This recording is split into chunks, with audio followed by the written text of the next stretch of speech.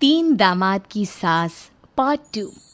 अब तक आपने सुना कि कावेरी जी अपनी तीनों बेटियों ईशा, मोहिनी और सुहाना की शादी तीन घर जमाई लड़कों के साथ करवा देती है। उन्हें लगता है कि ये लड़के शायद घर का कामकाज संभाल लेंगे, लेकिन उनके तीनों घर जमाई बहुत आलसी थे। वो नौकरी भी नहीं करते थे और बाहर का काम भी नहीं। कावेरी जी ने अपनी बेटियों से कहा कि वो प्रेगनेंसी का बहाना बनाकर अपने पतियों को सबक सिखाए। अब सुनिए आगे। मम्मी, आपने जैसा कहा था हमने वैसा ही किया, लेकिन देखिए ना, विवेक का हाल तो वैसा का वैसा ही है। घर में ना सुबह का नाश्ता बनता है और ना खाना। नौकरी पर जाने की बात करूं तो खाने को दौड़ते हैं मुझे। हाँ मम्मी, मैंने भी सुमित को कितनी बार कहा कि अगर नौकरी नहीं करनी तो कोई छोटी सी दुकान ही खोल लो, घर का खर्चा कैसे चलेगा। देखो दोपहर के 12 बजने आए और जनाब अभी तक सो रहे हैं। हाँ मम्मी, ईशा और सुहाना ठीक कहती हैं। अविनाश का भी यही हाल है। जब मैंने अपनी प्रेगनेंसी के बारे में कहा तो मुझसे कहने लगा, अरे दूसरी लड़कियां तो 9-9 महीने तक नौकरी करती है, बस डिलीवरी के टाइम छुट्टी लेती है। मोहिनी, तुम भी नौकरी करो। अब मुझे कहाँ नौकरी मिलेगी। मम्मी बताओ अब मैं क्या करूँ। हे भगवान, क्या सोचकर घर जमाई दामाद लाई थी मैं कि मेरी बेटियां मेरे पास रहेंगी और खुश रहेंगी, लेकिन इन आलसी दामादों ने तो हमारी जिंदगी को भी प्रॉब्लम में डाल दिया है। मैं तो कहती हूँ मम्मी, हम लोग वापस अपनी जॉब पर जाना शुरू कर देते हैं। बता देते हैं इन लोगों को कि हमने प्रेगनेंसी का बहाना किया है। नहीं नहीं बेटा, ऐसी गलती भी मत करना। अगर तुमने ऐसा किया तो इन तीनों की आदत और ख़राब हो जाएगी।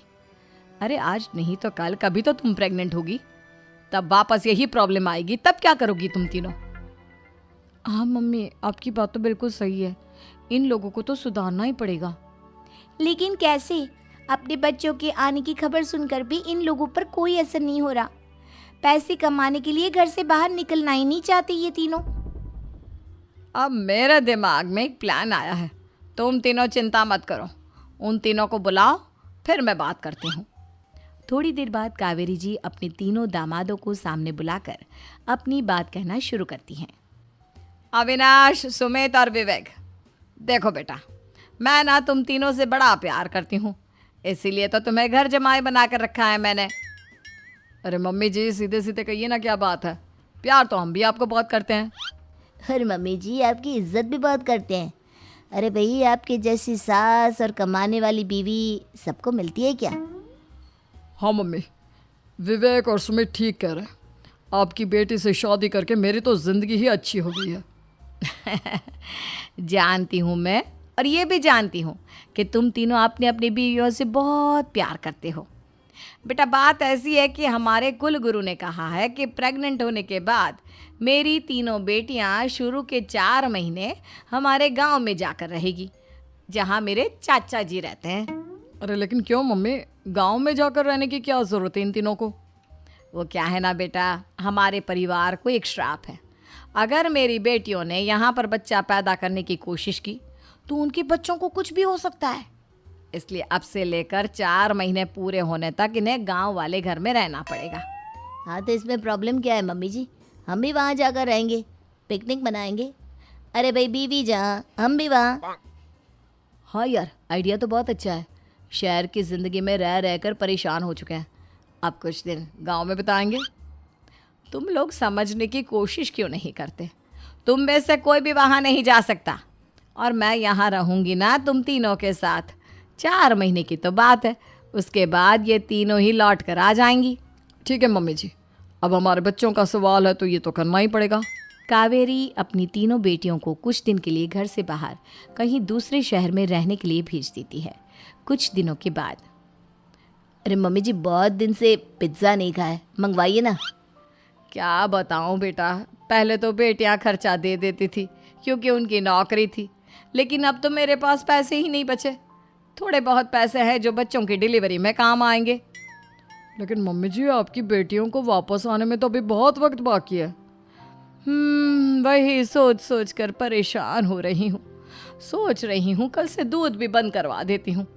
अब दूध वाले को देने के लिए पैसे भी तो नहीं है ना। अरे नहीं नहीं मम्मी जी, अगर दूध भी बंद करवा दोगी तो मुझे चाय कहाँ से मिलेगी, और चाय के बिना मैं तो मर ही जाऊँगा। क्या करूं बेटा, इसके अलावा हमारे पास कोई ऑप्शन नहीं है, मेरे पास पैसे ही नहीं बचे। इस तरह कावेरी जी धीरे धीरे अपने तीनों दामादों को पैसे देना बंद कर देती हैं और घर में खाने पीने की चीज़ें लाना भी बंद कर देती है। अब वो तीनों बुरी तरह से परेशान होने लगे थे और इसलिए एक दिन तीनों प्लान करके घर से बाहर निकलते हैं और बाजार में जाने के बाद यार अच्छा खाना खाए हुए कितने दिन हो गए, पता नहीं कब अच्छा खाना मिलेगा। हमारी बीवियों के जाने के बाद तो हमारी हालत भिखारियों जैसी हो गई है यार। कुछ भी हो, मुझे तो आज पिज्ज़ा खाना ही खाना है। जेब में 1 रुपया नहीं और पिज्ज़ा खाएगा, कहाँ से आएंगे पैसे? अरे देख वहाँ सामने बोर्ड पर क्या लिखा हुआ है, कंप्यूटर पर काम करने के लिए एक आदमी की आवश्यकता है। भाई मैं तो जा रहा हूँ, काम करूँगा और शाम तक पैसे लाकर आराम से पिज्ज़ा खाऊंगा। जा जा, तुझे कोई काम नहीं देने वाला, हम तो घर जा रहे हैं। चल भाई सुमित।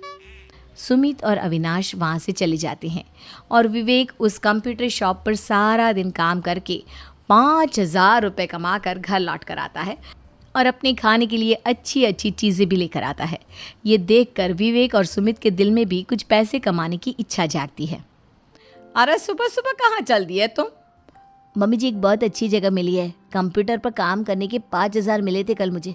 अगर रोज़ काम करूँगा तो पूरे 40,000 की तनख्वाह। अरे वाह, ये तो बहुत अच्छी बात है दामाद जी, आपको जाना ही चाहिए। सुमित और अविनाश विवेक को इस तरह तरक्की करते देखकर परेशान हो जाते हैं और वो दोनों भी काम की तलाश में निकल पड़ते हैं। धीरे धीरे उन दोनों को भी काम मिल जाता है। अब कावेरी के तीनों दामाद छोटी मोटी नौकरी करके अच्छा पैसा कमाने लगे थे। एक दिन कावेरी उन्हें अपने पास बुलाती हैं। अरे वाह, विवेक 40,000 कमा लेता है, अविनाश 60,000 और सुमित तुम भी 40,000 के आसपास कमा ही लेते हो। कुल मिलाकर तुम अच्छे खासे पैसे कमा रहे हो बेटा। हाँ मम्मी जी, बहुत मज़ा आता है जब महीने के एंड में मोटी रकम हाथ में आती है। पूछिए मत मम्मी जी, घर में रहकर रोटी बना बना कर और तो जैसा महसूस होने लगा था मुझे तो।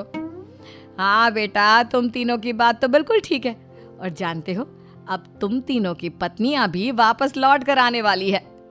लेकिन मम्मी जी अभी तो उन्हें गए सिर्फ 2 महीने हुए हैं, आपने तो कहा था वो 4 महीने के बाद लौट कर आएंगी। ऐसा कुछ नहीं है बेटा, मैं सिर्फ तुम तीनों को सबक सिखाना चाहती थी कि आदमी घर में बैठकर बीवी की कमाई खाता हुआ अच्छा नहीं लगता। इस दुनिया में हर इंसान को मेहनत करनी चाहिए, काम करना चाहिए, चाहे वो औरत हो या आदमी, ताकि अपने परिवार को संभाल सके। कावेरी की बात सुनकर उन तीनों को अपनी गलती का एहसास होता है और कावेरी उन्हें सच बता देती है कि ईशा, सुहाना और मोहिनी शहर में ही कहीं दूसरी जगह रह रहे थे। शाम के वक्त उन तीनों की पत्नियां लौट कर आ जाती है और कावेरी जी का परिवार एक खुशहाल परिवार की तरह रहने लगता है।